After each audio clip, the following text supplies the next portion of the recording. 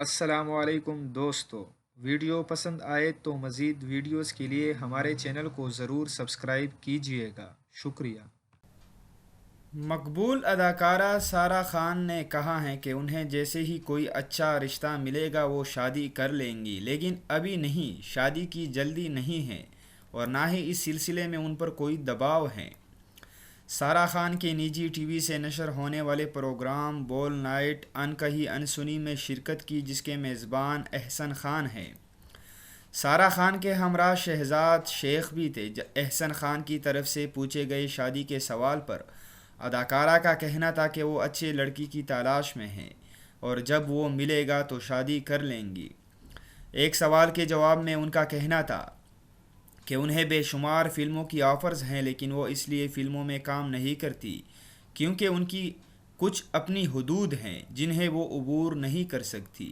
یہ امر قابل ذکر ہے کہ سارہ خان اور آغا علی کے درمیان کئی سال سے گہری دوستی تھی اور وہ شادی کا اعلان بھی کر چکے تھے، تاہم کچھ عرصے قبل دونوں نے اچانک راستے جدا کر لیے تھے۔